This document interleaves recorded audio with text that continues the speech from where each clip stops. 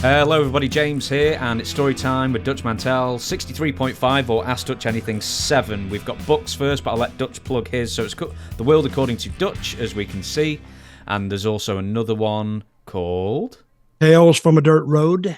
And if you want those, you can order them from Amazon, or to be forward thinking like I am, if you want them autographed, you just email me at Dirty Dutch Mantell with 2 L's at gmail.com and ask me about them, and I'll get right back to you with it. So I have 2 books as well, but they're down there, and I don't want to lean around and get them. Owen Hart, King of Pranks, and Dwayne The Rock Johnson, the People's Champion. 2 fine biographies of 2 fine wrestlers. The best biography on both of those people, I dare say. I think it's easily said, quite frankly. Both available on Amazon as well. Links are in the description of this video, every video, and the podcast itself. We also have t-shirts. You people mean nothing to me. And also, Respect the Stash. A fine t-shirt. I look at that. I even had a little reveal. And I should also say that we have 2 shows a week now. You probably know that since this is the Tuesday one, the new one. And it's Tuesdays and Fridays, 8 a.m. Eastern. And a good 2.5 hours of content every week that we're producing at the moment. And if you want to write in questions for this show and every Tuesday show going forward, questionsfordutch@gmail.com, and submit your question there. And if it's really good and we have the time, we'll answer it. And before we get to the first question, I had Ricky Morton on recently on my main channel, WSI, on YouTube, and he told a story about you and a Cadillac. So I've heard his version of it. Tell us your version. Well, my version is, I didn't really think much about it when it happened, but I think we were at the Admiral Benbow Inn that I don't think's even there anymore in Memphis. And I didn't much notice it at the time, but the clientele were drug dealers, late night hookers and pimps, and wrestlers. So we would go there on a Friday night after we do a Friday night show around Memphis, and we go and stay over at that hotel because it was right down the street from Channel 5. So we were right there at it.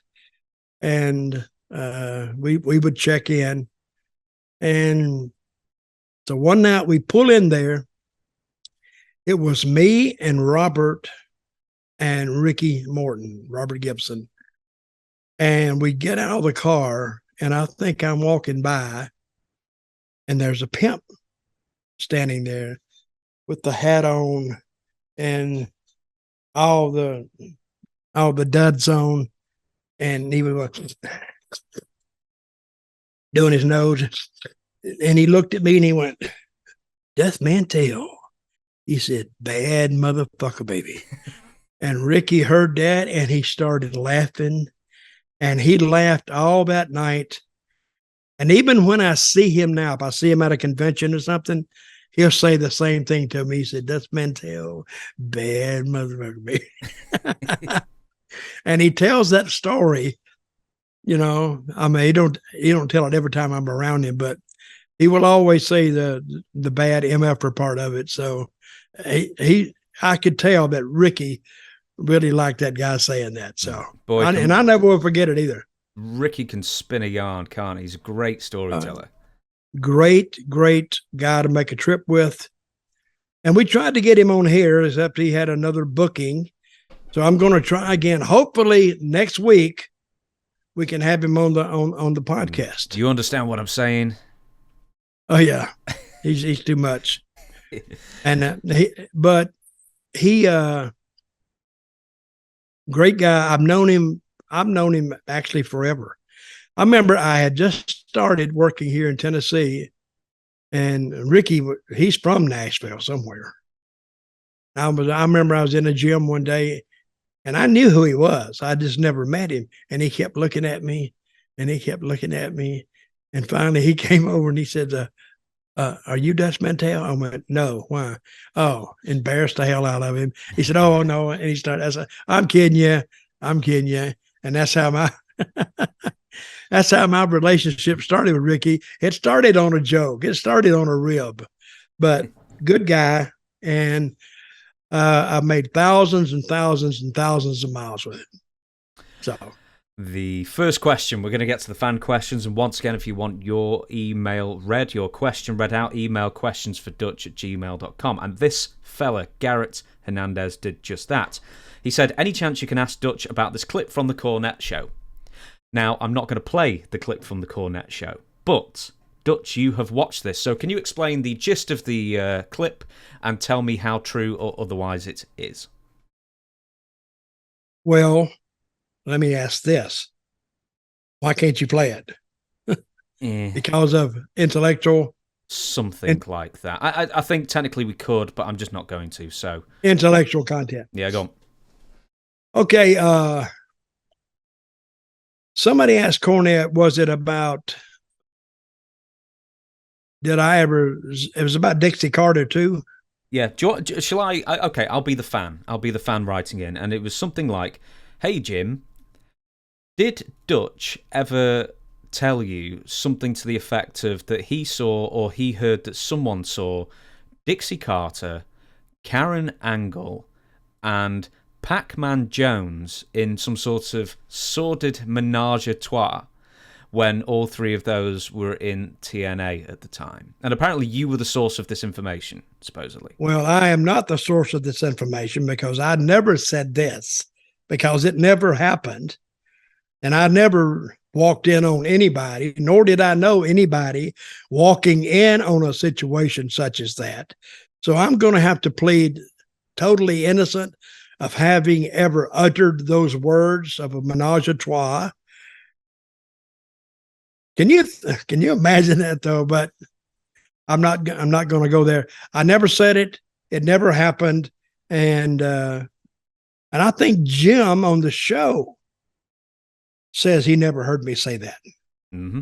Because you two used to ride, what was it, to the hotel and back together? No, we would go to Orlando. I would fly in. Jimmy would drive in. Jimmy has this strange fetish. It's not so much of a fetish that he hated to fly. And that's why he would drive everywhere. So for him to drive from Louisville, Kentucky to Orlando, Florida, you know how far that is?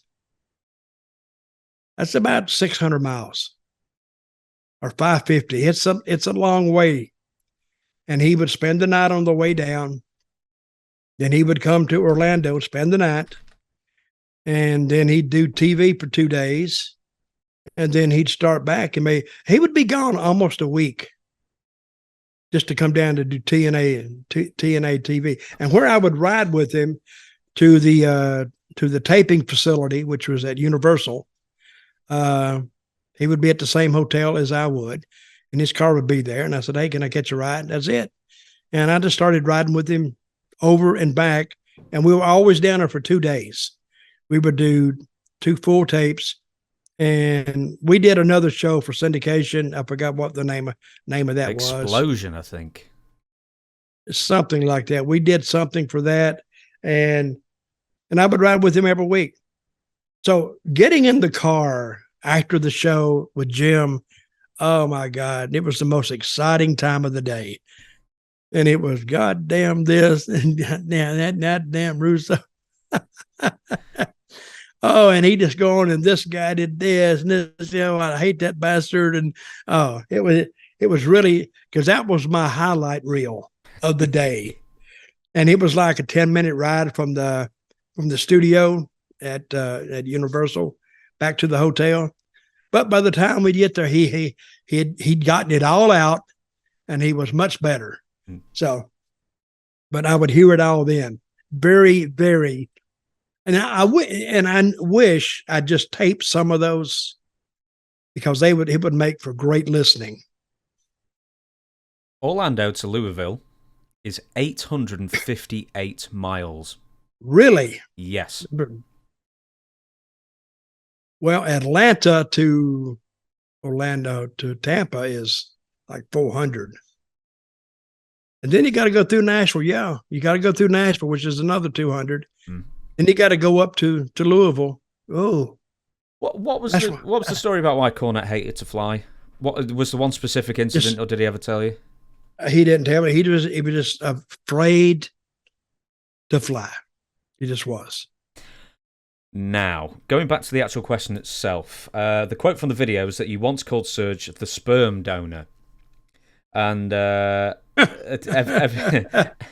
and everything else that we've just addressed previously.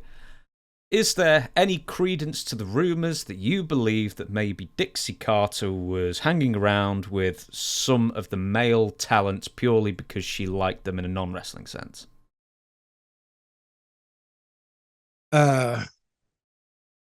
Again, I'm going to plead nolo contendere. I guess that's what you say it in Latin, I guess. Mm-hmm. But I'll say one thing Dixie liked to do. She liked to drink. She could slam them down, buddy. And I don't drink that much. But one night in I don't know if it was, I forgot where we stayed at. It was a pretty nice place. They had a good little bar downstairs. So I would go in after everything's over to relax, and somebody have a drink or have a beer. And it didn't take a lot for me, but Dixie, I would be watching her, and she'd be, a lot of men couldn't stay with her.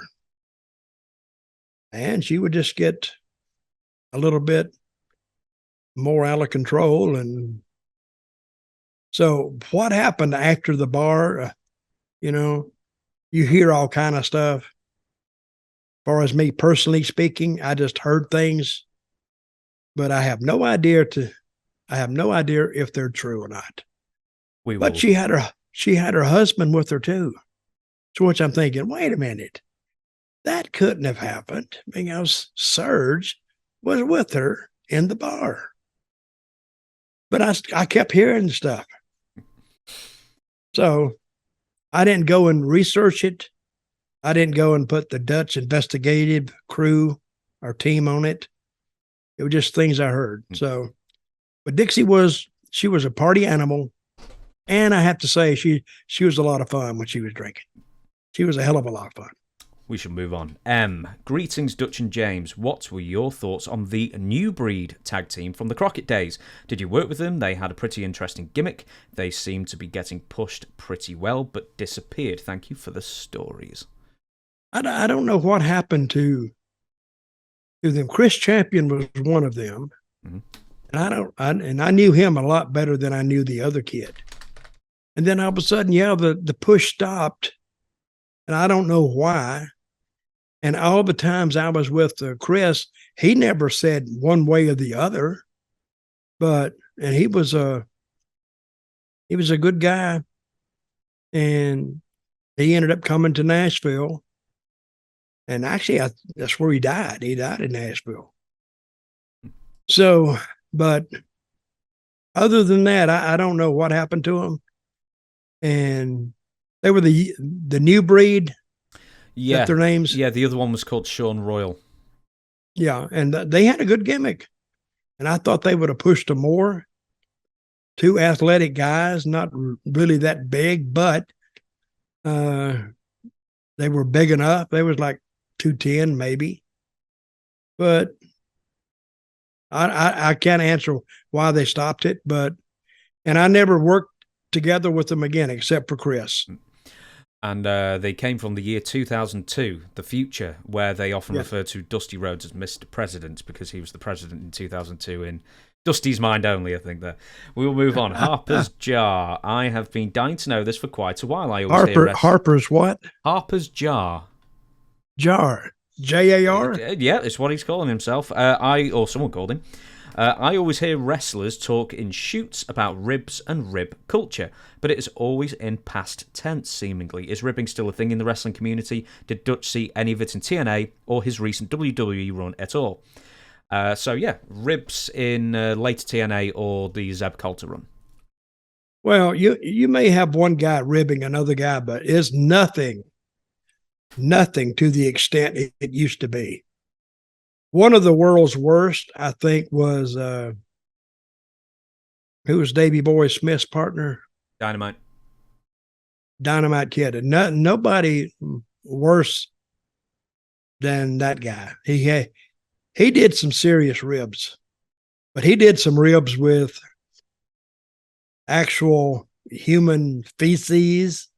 I mean, things that were like brutal. And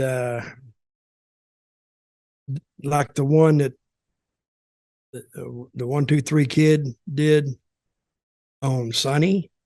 Mm-hmm. What's his name? Sean what? Waltman. Sean Waltman. That was brutal. That was another some excrement from somebody's body. And they did, but nobody does that now anymore. I think if you did that, you'd get fired. I think. But Vince was a big ribber too. So when he'd hear somebody do a rib, I think he would judge first from the creativity of it and the grossness of it. And then he would he would judge from there. I never knew anybody to get fired because of pulling a rib. And there's been some rough ones over the years. If I think of another one, which I probably will before this podcast is over, I'll throw it out to you. Well, I was actually just looking when you may have shared a locker room with the Nasty Boys, and you would have done in 1919 WCW. They were known as, people who'd shit in a tub and leave it in the room. That kind of thing. I didn't use that word, James. No, but you used other coarse language at the beginning of the podcast as well. So, but that was purely in quotational terms for historical context. Yeah, I was never around the Nasty Boys that much. I was, but I wasn't. So, they were pretty rough too. I mean, there was one time, I'll remember this. It was,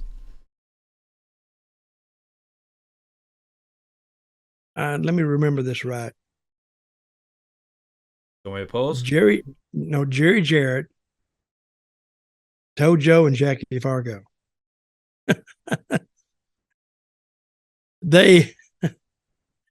In Tennessee, they used to have like 2 out of 3 fall matches, but the guys would come back to the dressing room between the first and second fall, take a little 5-minute breather, and they go back. They start the second fall. I've never saw this anywhere but Tennessee. And then after the second fall, they'd come back. Well, one night they come back after the first fall, and Jerry Jarrett sitting in there getting ready to go. And he had some kind of powder that would make you itch.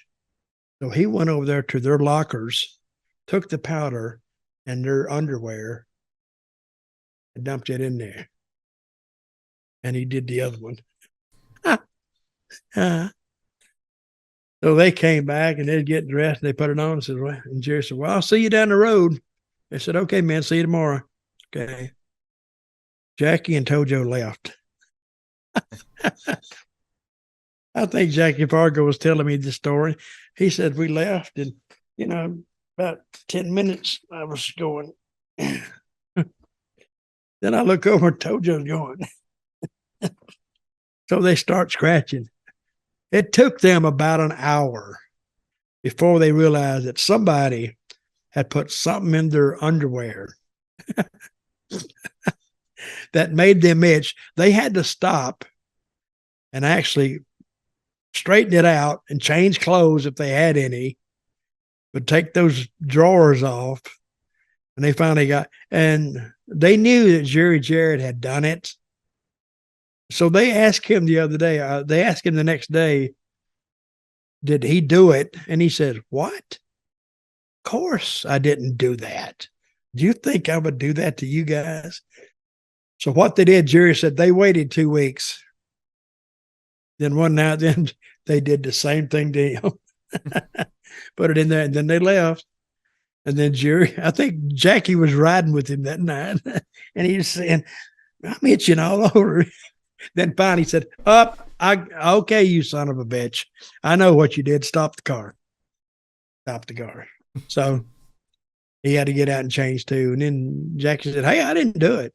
I didn't know. See, on ribs like that, you never took credit for it, really. Just with the other people, not with the one you did it with. You never took credit with it. So. Next question. Shannon Lush says, hello, James and Dutch. Greetings from Newfoundland, Canada. Always loved Dutch's great stories and memories of the business. Recently, I got my hands on Gary Hart's autobiography, and it is, will you believe this, very anti-Dutch overall. What? I got my, what is Dutch's side of the story, and how did that heat get started? Apologies if this has already been covered before. Thank you kindly. Great podcast. Keep up the good work. I don't know what he said, because his book is very hard to get hold of. I don't know what he said either. The only time I ever really met Gary Hart is I went to Texas to work. It was in January. Had a snowstorm hit. And the houses weren't that good. And I didn't stay there long. I stayed there maybe 3 weeks to a month. And I had emergency at home, so I had to go home. And I went and I told him I was in Houston. I said, Gary, I gotta go tonight. I gotta finish up. And he did say, it's customary to give a 2-week notice. I said, I know, but I can't help this. So I left. And so if he got mad over that, I'm sorry. I never knew I had heat with Gary Hart. I always liked him, but I guess some things that I would do as a talent, maybe if I'd have thought it a little more deeper, but when something happens, you got to go. So, and I don't even think I said, I'll call you back, because I wasn't intended to anyway. I just didn't like the way that the territory worked. I felt odd there. Let me say that. So if he took that wrong, I hate that. So Gary, I know you're gone. I don't know if you can hear me, but I love you and hope you're in a better place. And I never meant to antagonize you. Yeah. Is that a good enough apology? Yeah, I think so. So Shannon, who wrote this in, if you could actually give us a quote or the gist of what it was that Gary was unhappy with, then let us both know, because we'd both be interested in that one. Next question, Colin Kirby. Hello, Dutch and James. I was wondering if Dutch could share his thoughts on his feud with Wildcat Wendell Cooley during his time in Continental circa 1987. What are his thoughts on Mr. Cooley, and why he didn't become a bigger star when he seemed to have all the qualities to become one? I've loved the podcast since day one, and I look forward to it every Tuesday and Friday. Keep up the great work, gentlemen. Thank you. No, Wendell did. He had all the talents, good-looking guy. Like he wore a cowboy hat and cowboy Wendell Cooley, and he looked the part. He did. And I think if somebody had just taken a little more time with him and kind of had a little patience with him, they could have gotten him over. I think he went to Charlotte, or he's in WCW at one point, and his work was great. He was the one who I first noticed throwing the super kick, because he could really throw it, and he did a good interview, and I had a good run with him in Continental. It was, you feel some things that are natural, that fit. Me and Wendell fit together, and we drew a little money. He he wanted to play guitar, so I play guitar, and I tried to teach him a little bit. I hope he said he's learned by now. I talked to him not too long ago. He said he's learned guitar by now. So, but again, great look, great work, and a good interview. So he had it all if somebody just taken their time with him. He was also in Puerto Rico as well. So WCW and World Wrestling Council, and he had a WWF tryout match as well that apparently didn't go any further. What was your issue? What'd you say? Puerto Rico? Yes, it says he was in World Wrestling Council at one point. Don't know when. I've never heard of he was there. I'll find out when exactly. One sec.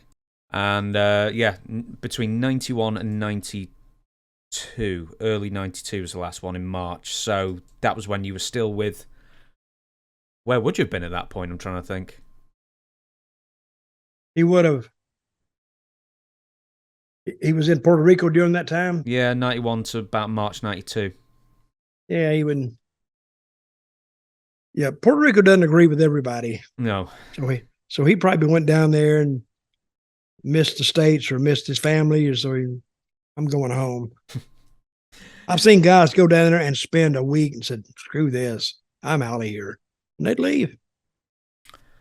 I am going to move on now. And Cody Ruiz, what do you think of Paul Heyman's comments?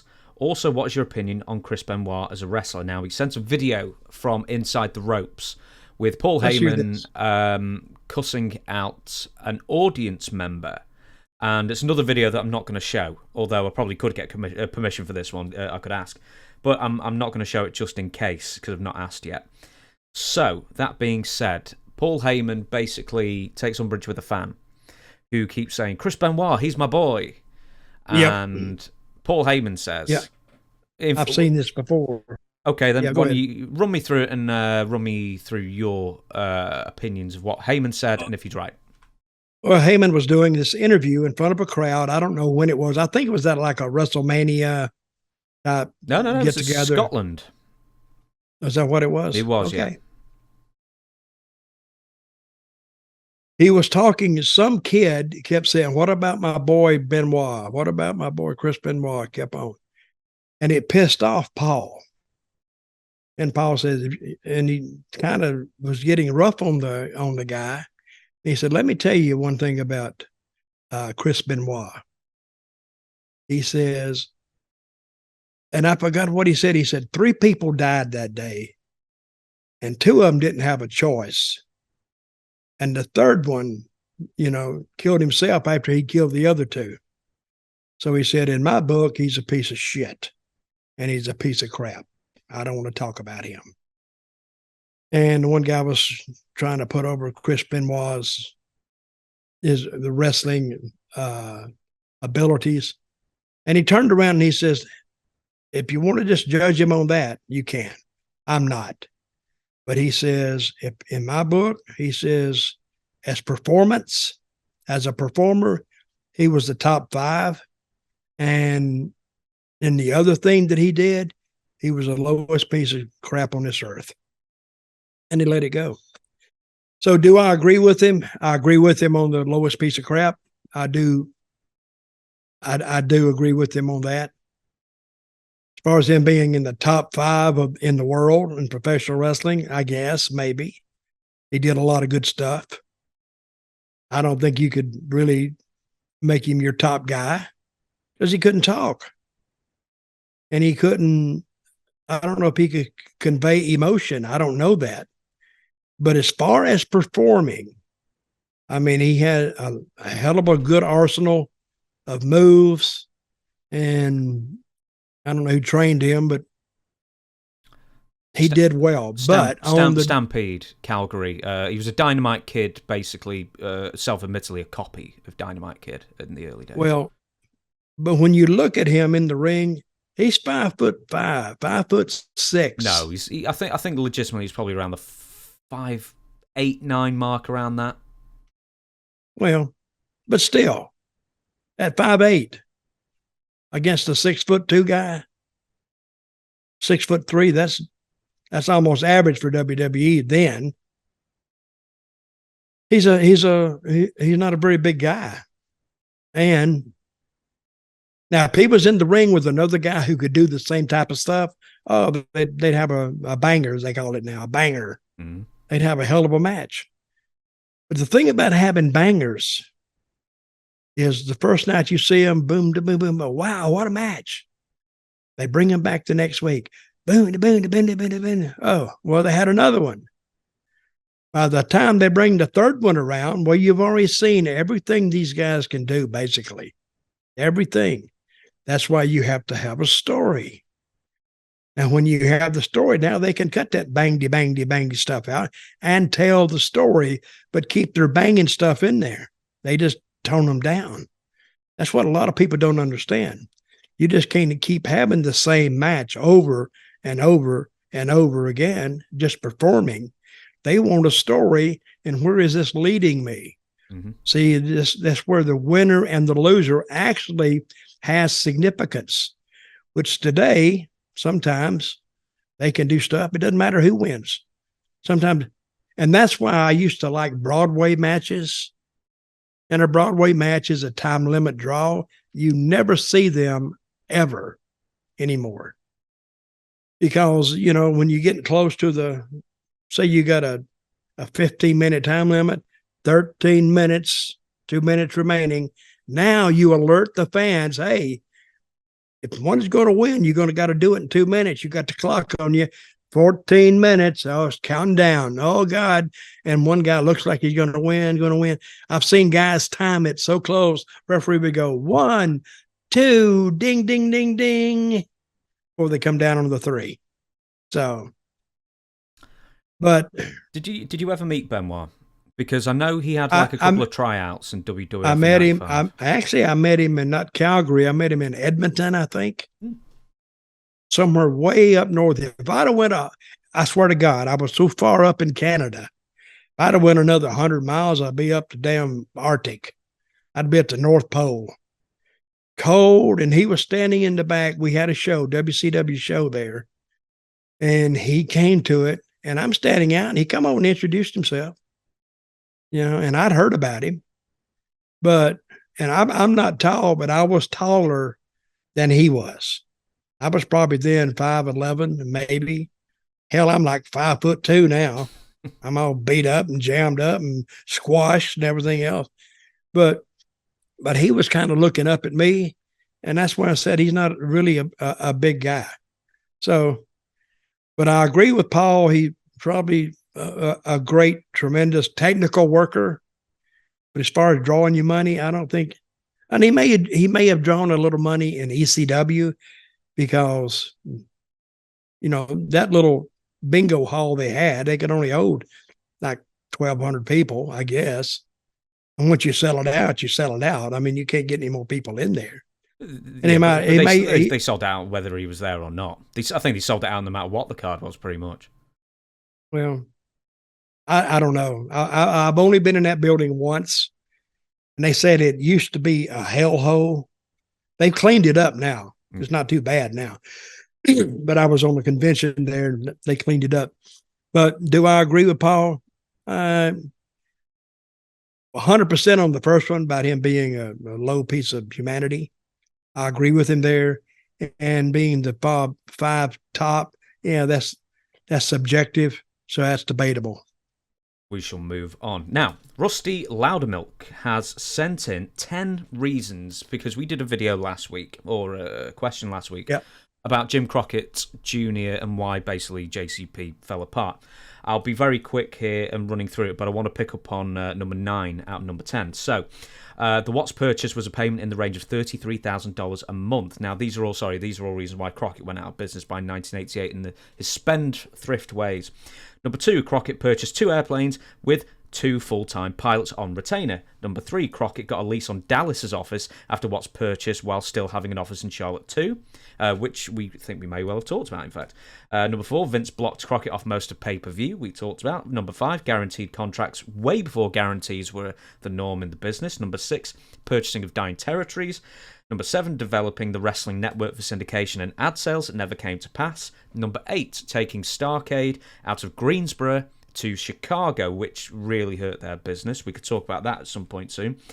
Number 9. In fact, let me ask number 10 first. Say number 10 first. Same staff in Charlotte without adding any new staff, even though company was expanding nationally in the country. But number 9, Dusty Rhodes, self-centered booking.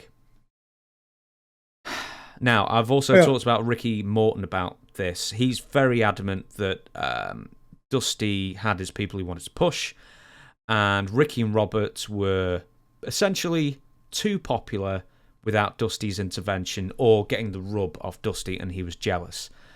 So Dusty is a booker and sort of getting in his own way in that sense.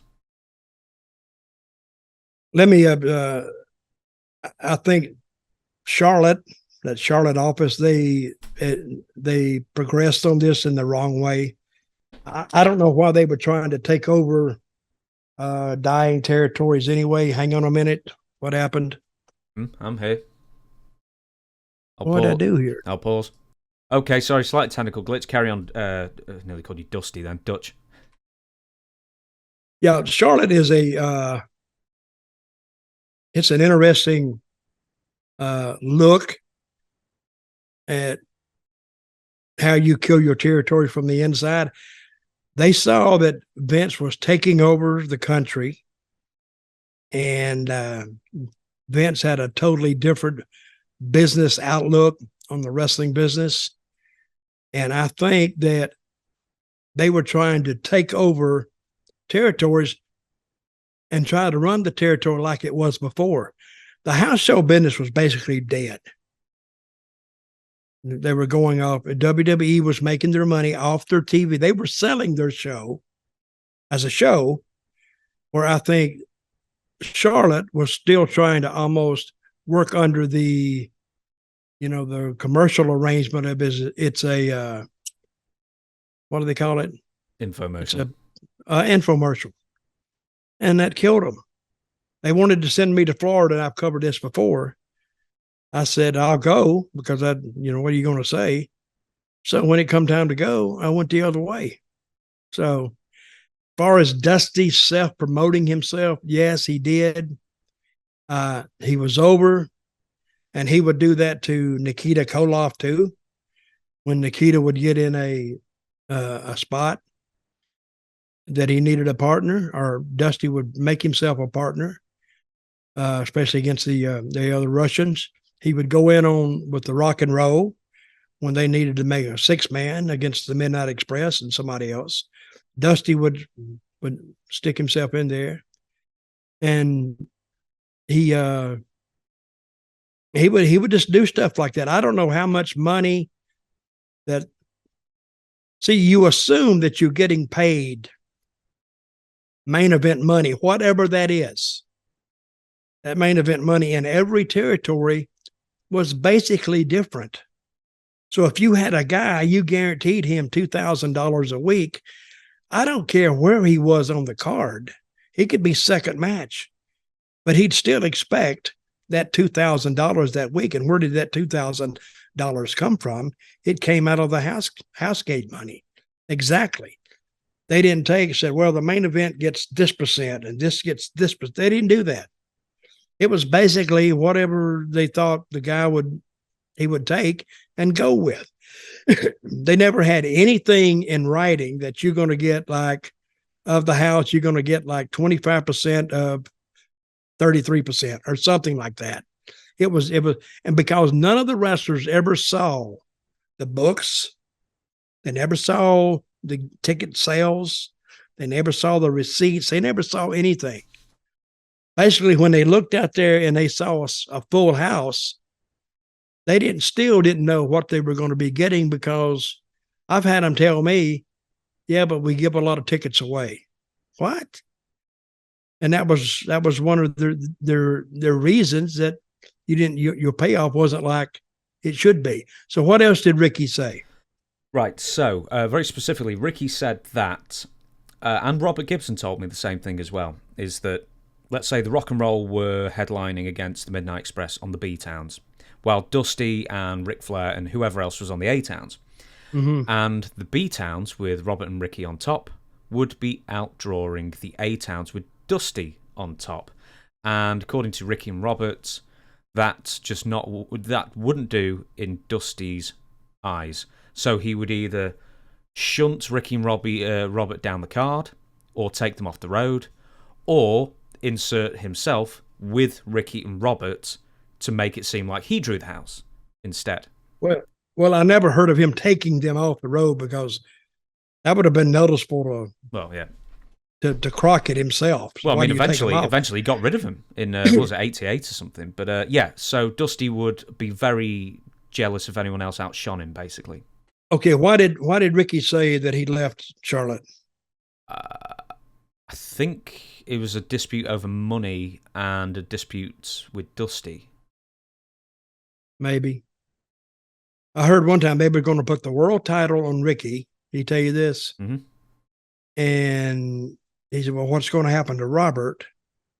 They said, well, we would have probably let him go. And he didn't like that, so he refused the belt from Flair and to keep Robert working. And I thought to myself, well, you should have took the belt, Ricky, because now you would have had more control and you could have insisted that Robert stay anyway. So, but he never replied to that. So, but yeah, Dusty did put himself, he did put himself on top every chance he got. I'm gonna stick with this briefly. You know who the real booker was in Charlotte? Huh? J.J. Dillon. He was the assistant booker, wasn't he? But was he really the one doing all the legwork? He did all the legwork. Dusty would go in there and said, here's the main event, or here's the two main events. Book the card. And JJ, this is JJ talking now. He said he would take that card that they were going to advertise, you know, those two big matches, and he booked the rest of it. He would book 5 matches underneath that or whatever he'd book, and he would book that for the whole territory. Say they had I don't think Charlotte had that many guys. They had 30, and they would put about 14 or 15 or 16 or whatever on a card, big card to have sometimes maybe 20 guys. But J.J. Dillon in a little adjacent office to Dusty's, Dusty'd go in there and said, here, book the rest of it. And JJ, he didn't mind. You know, he had booked territories before himself anyway, so he enjoyed it. Go on. I went in one day. You talking about the 2 planes he bought? Yeah. I don't know if he bought 2, but I guess he may have. Yeah, no, there was meant to be the main one, and then supposedly the other one called the Jabroni Jet. Yeah, well, I didn't mind which one I was going to be on. I just didn't want to drive. I remember I went in one time, and if you didn't fly, you'd have to drive. And it was somewhere way up in Virginia. And I went in there and I said, JJ, please get me on that plane somehow. He said, I don't know. It's full. I said, oh, come on, man. Dump somebody. Just get me on there. And I don't know if he dumped anybody or not, but I made the plane. And I was happy as hell to make that plane. I sit back there and let's go. And I was ready to go. Did you have to pay? Did you have to pay for the plane out of your all free? No. That was one thing about Crockett. If he could have kept that up and kept drawing, it would have been a great place to work if he didn't crash a plane. But that hadn't gone down. But I enjoyed working in Charlotte. To wrap it up then, where do you place and why Dusty Rhodes in the pantheon of bookers? What were his good points? What were his bad points? Well, Dusty, I think, was good at creating stories, but he was also the best at creating stories that surrounded him. See, he was such an engaging, intriguing figure. He would get over, but his matches couldn't go that long. I mean, a 15-minute match for Dusty was kind of a long match. So that's why he surrounded himself with guys like the Rock and Roll Express, like Magnum TA, like Nikita Koloff. Those guys like that. Jimmy, the Garvins, and he would surround himself with those people that could put time in and were very, very entertaining to watch. And then after he pieced all that together underneath him, then he'd go to the ring and he'd blow it off. So I got this cough. I've had it for 2 weeks. I'm dying. So, and where do I place him in the pantheon of bookers? It's a good word, that. I like that word. The pantheon. I like that. I would say I've seen a lot of good bookers. I would say Jerry Jarrett I learned the most from him because he booked in advance. of himself. Even Lawler was a good booker because he would book like what's presented to him. Like he would take over in the summer, from the winter and the summer from Jerry Jarrett. But when the fall came, screw that. It's football season. I can't be dividing my attention on booking a territory that I own and watching NFL football. Ron Fuller, who we had on not that long ago as our guest, good booker. Eddie Graham, good booker. Eddie Graham was so good that I remember other bookers used to call him and ask his opinion. That's how good he was. And that's another call. I'm sorry, folks. But I would say those five right there are probably the top. And you can put Bill Watts in there too. He was very good too. But the rest of them, damn, I'm dying. But the rest of them, there we are. I got you back. Well, they were fly by nights, a lot of them. And like I said, anybody can be a booker, but to be a successful booker takes talent. On that note, and because you're coughing yourself into a frenzy right over there, that you just muted yourself as well because you're coughing more, as I could see in the screen. I will close it off now. Thank you very much for sending all your questions in. If you want to send your question in for a future episode, it is questionsfordutch@gmail.com. Questionsfordutch@gmail.com. As we said at the beginning, we've got books and everything else, blah, blah, blah. Give us 5 stars on iTunes. Okay, wait a minute. Let me say something. We are thinking about doing a live podcast that people can tune in, and we want to know if anybody would be receptive to that. Just want to see how much response we get. See, in my mind, I'm thinking that you could do it live on your own. Well, I can, and you can actually ask questions on the spur of the moment, and I'll answer them. So write us and tell us if you'd be receptive to that initiative. Yes, I can figure out doing it on YouTube somehow if I was doing it. I think it'd be a lot harder for me to describe how you would do it and then also get all the questions on I don't know, maybe for the first one, if we do one, we will have to do it where I'm fielding the questions maybe still. But we'll work it out. But as for now, we're on every Tuesday and Friday, 8 a.m. Eastern, a brand new episode. Apart from last Tuesday's episode, which the editor forgot to post, and he posted on Wednesday instead. But having said that, don't worry, I reamed him out. Not literally, but verbally. That's funny. That's funny. I wasn't trying to give him a treat or anything from it. I was trying to tell him off. Anyway, thank you very much for watching, and Dutch, we the people. We the people. See you next week.